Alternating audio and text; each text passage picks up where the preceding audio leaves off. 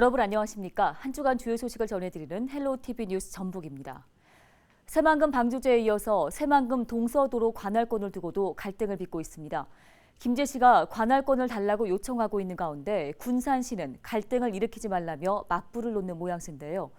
새만금 개발청과 전북도의 대응도 도마 위에 올랐습니다. 정명기 기자입니다. 지난해 11월 개통한 새만금 동서도로입니다.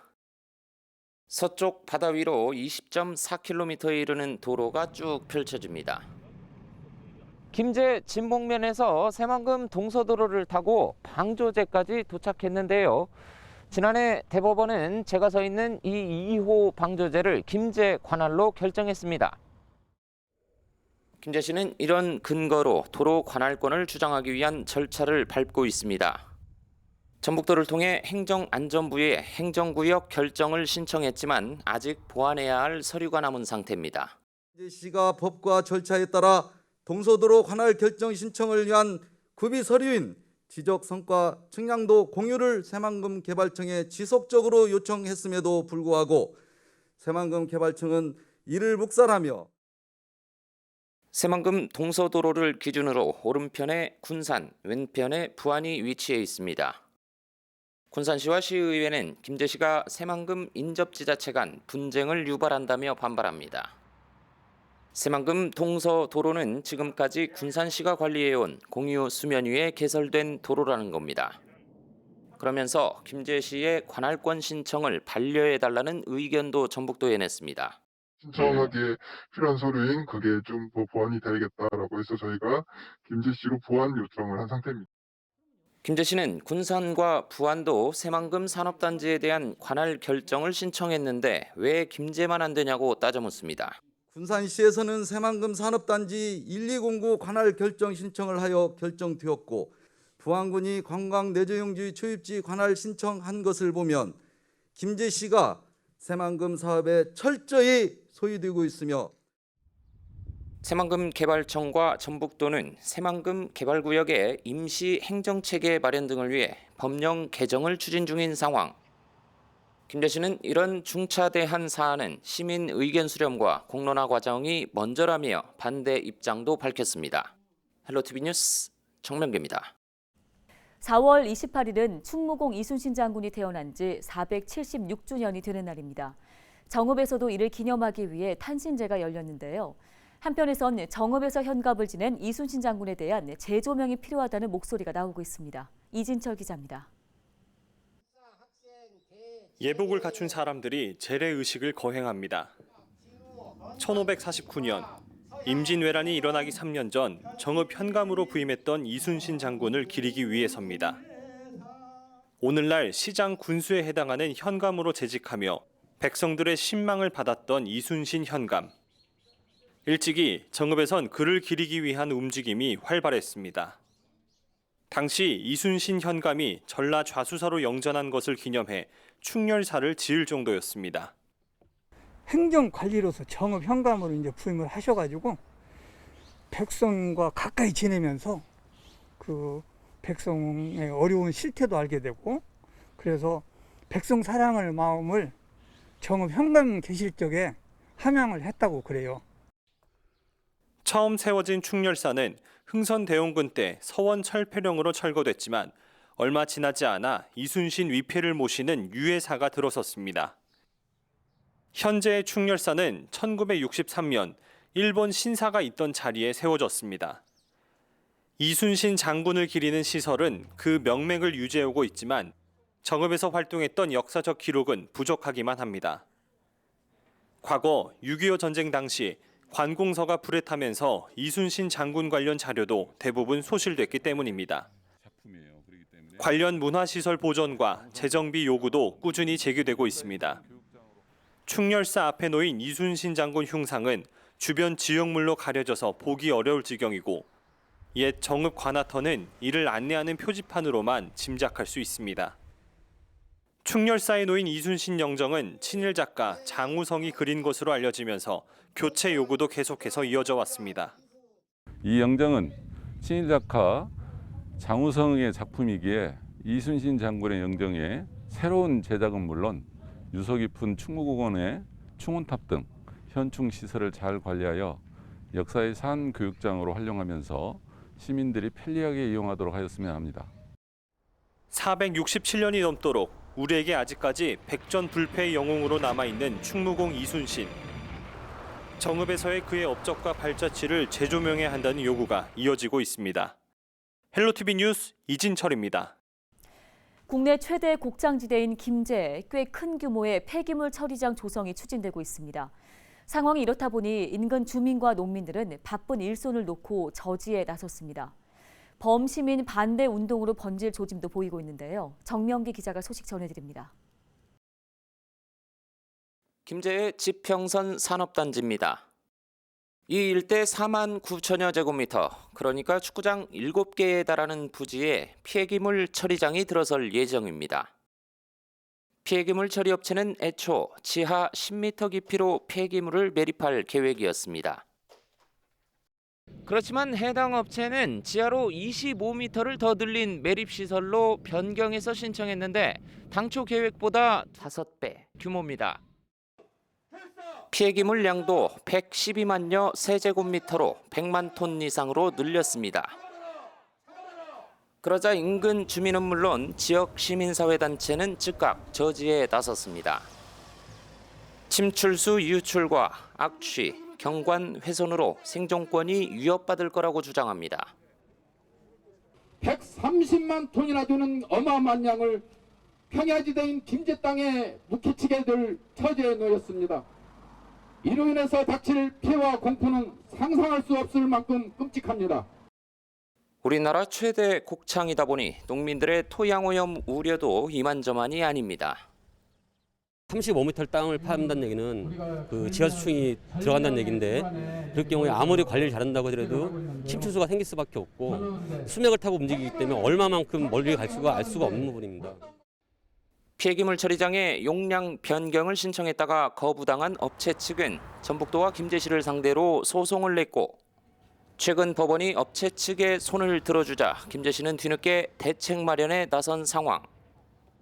대책위는 조만간 범시민대책위를 구성해 강력 대응할 방침이어서 폐기물 처리장을 둘러싼 갈등은 지역 전체로 확산할 전망입니다. 헬로티비 뉴스 정명기입니다.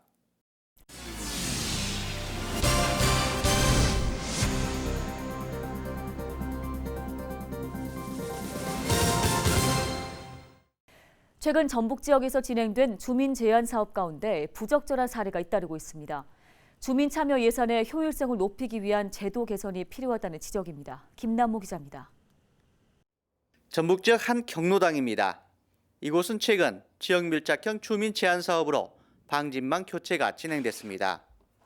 방진망 교체 사업은 도내 주요 경로당을 대상으로 사업비 2억 6천여만 원이 투입됐습니다. 하지만 업체가 정해지기도 전에 먼저 공사가 시작된 것으로 알려지면서 논란이 일고 있습니다. 획일적으로 지급되는 사업에 대해서는 몇 개 이상을 하지 못한다던가 이렇게 좀 제재를 가해야 되는 거 아니냐 이렇게 생각을 하고 이분들이 현장 방문을 좀 하고 나서 정확하게 획일적인 이름을 댔을 때는 현장 방문을 하고 나서 그 사업에 대해서 결정을 하는 게 바람직하지 않을까. 일부 기초의원들과 업자 간 유착 의혹까지 불러일으키고 있는 주민참여 예산 제도의 부적절성을 줄이기 위한 방안도 요구되고 있습니다. 전북도의회는 부적절한 사업 배제안과 공정 입찰 등 사업자 선정 시스템 보완책을 마련하고 있습니다. 대상 사업도 공공성이 확보된 사업, 예를 들면 마을 안길이나 진입로 포장이라든지 마을 회관 개보수 등 세부적으로 제시를 해드렸습니다. 그리고 사업자 선정도 도내 업체 사업자들을 보호하기 위해서 지역 제한을 하면서도 공개 경쟁을 통해서 결정하는 것이 좋겠다는 의견을 드렸습니다. 시군에서 주민 제안 사업이 접수되면 도 주민참여 예산위원회 심의를 거쳐 결정되는 주민참여 예산 배정 절차. 이 같은 절차가 제대로 진행될 수 있도록 진행 과정에 대한 점검 시스템이 추가로 마련돼야 할 것입니다. 헬로티비 뉴스 김나호입니다. 전봉준 장군은 동학농민운동을 이끈 지도자로 잘 알려져 있죠. 전봉준 장군이 태어난 생가터가 어딘지를 놓고 그동안 의견이 분분했는데요. 최근 고창에 있는 전 장군의 생가터가 문화재로 지정되면서 논란이 일단락되는 듯 했는데 전봉준 장군 성씨 종친회에서 다른 주장을 펼치고 있습니다. 어찌된 사연인지 이진철 기자가 전해드립니다. 고창군 중림리에 있는 전봉준 장군 생가터입니다. 지난 9일 문화적 가치를 인정받아 도 지정 문화재로 등록됐습니다. 문화재 등록 이전에 한 차례 생가가 복원됐지만 시대상과 맞지 않다는 비판이 나오면서 철거되기도 했습니다.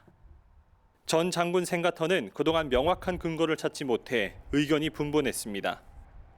이런 가운데 천안 전시 족보 중 하나인 병술보가 세상에 알려지면서 지금의 자리가 전 장군 생가터라는 주장이 힘을 얻었고 지정문화재 등록까지 이어졌습니다. 하지만 모두가 이 사실에 동의한 건 아니었습니다. 천안 전시 종친회에선 지금의 자리를 생가터로 보기엔 이르다고 주장했습니다. 병술보 이외의 족보에서 전 장군 아버지가 적혀있지 않는 등 명확하게 결론 내리기 어렵다는 겁니다. 병술보라고 하는 것이 이미 그 이듬해인 1887년도 정예보라는 게 있어요. 이게 두 개가 비교가 돼서 확인을 거쳐야 되는 절차거든요. 그 발행이 두 개 다 문종홍파라고 하는 그 파보예요. 그 세보가 아니고 파보인데 그 파보를 대조를 해야 정확히 나오는 겁니다. 그런 부분이 더 검증이나 고증이 더 필요하다 그렇게 생각을 하고 있습니다. 종친회 측은 지난 70년대 지방문화재로 지정된 정읍에 있던 전봉준 생가터도 보수 당시 이를 뒤집는 내용이 담긴 상량문이 발견돼 고택으로 바뀐 사례를 들며 면밀한 조사가 필요하다고 주장했습니다. 도문화재위원회에선 종친회의 주장에 합리적인 근거가 없다는 이유로 받아들이지 않았습니다. 고창군도 이와 관련해 이미 전라북도 문화재위원회에서 해당 내용을 검토한 뒤 생가터를 지정했기에 문제가 없다 생각한다라고 밝혔습니다. 천안 전시 종친회는 기존 사료를 바탕으로 전봉준 장군에 대한 연구를 이어나가겠다고 밝혔습니다. 한편 고창군은 이번에 지정된 전봉준 생가터에 기념공원을 조성하기 위한 용역 작업에 들어갔습니다. 헬로티비 뉴스 이진철입니다. 갯벌을 간척지로 일군 땅에서 자란 부안 지역 햇감자는 전국적인 인기를 누리고 있습니다. 하지만 올해 이례적인 냉해 탓에 작황이 부진한 데다 또 수확량도 줄었다고 하는데요. 농민들은 일회성 보상이나 지원보다 대비책은 없는 건지 답답한 심정을 토로하고 있습니다. 정명기 기자가 감자 수확 현장에 다녀왔습니다. 동진강 주변에서 감자를 재배하는 비닐하우스입니다. 트랙터가 지날 때마다 먹음직스러운 햇감자들이 쏟아져 나옵니다. 고소한 맛이 일품인 수미 품종입니다. 미네랄이 풍부한 갯벌을 간척지로 일군 땅에서 자란 감자로 알려지면서 전국적인 인기를 누리고 있습니다. 로컬푸드나 택배 전국적으로 소포장에서 나가고 있어요. 근데 없어서 못 팔아요. 하지만 올해 작황은 예년만 못하다고 합니다. 올 초 영하 20도 안팎의 한파로 역대급 냉해를 입었기 때문입니다. 수확량도 지난해보다 줄었습니다. 감자 수확이 한창인 비닐하우스인데요. 이렇게 씨알이 주먹만한 게 대부분이었지만 이제는 조망만한 감자도 늘었습니다. 수확 시기가 보름 정도 늦어지면서 출하 가격도 떨어졌다며 씁쓸해합니다. 가격도 없고 수확도 안 나오고 올겨울에 너무 추웠잖아요. 너무 추워가지고 제대로 안 됐지.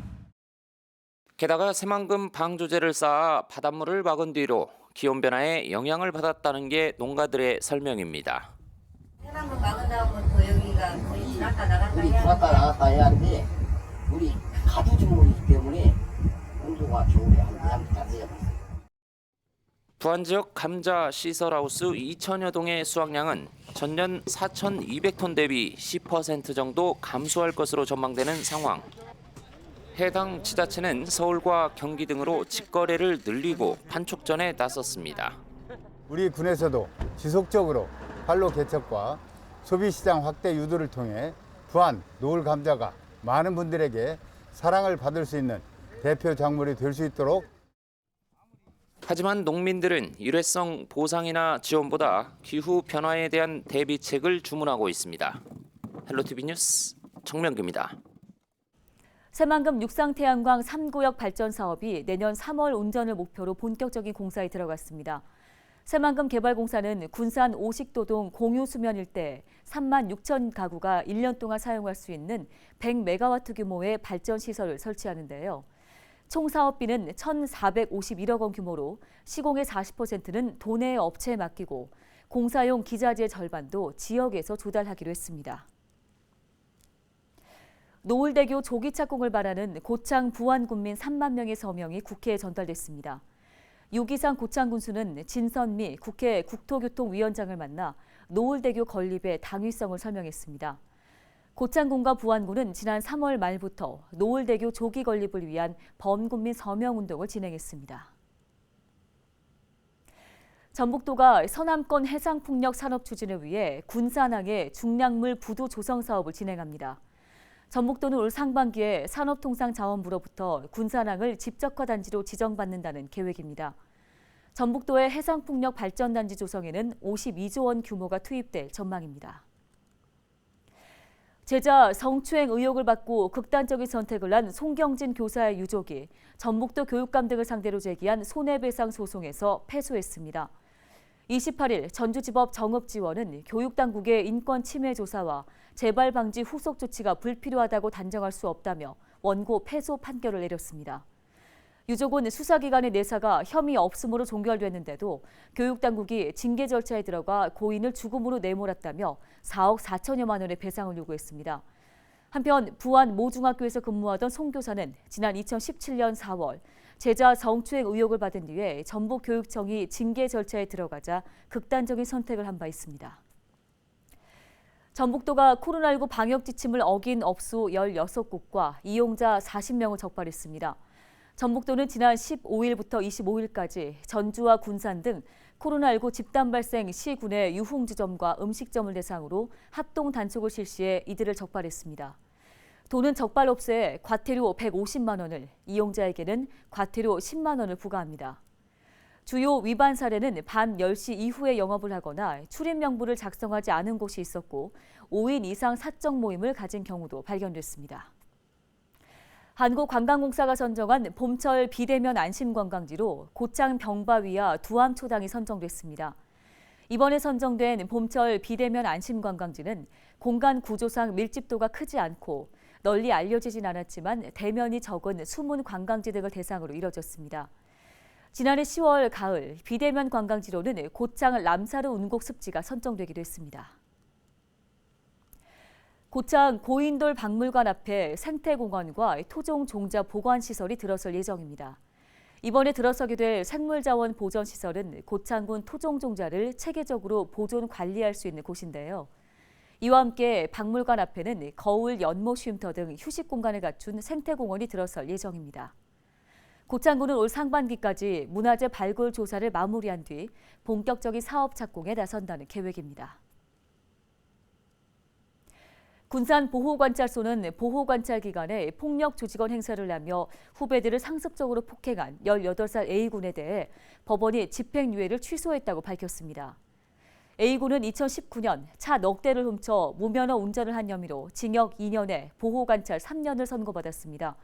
하지만 선고 뒤에도 조폭 행세를 하며 어린 후배들을 폭행하다가 보호관찰관에 적발되자 도주했다가 19일 만에 붙잡혔습니다.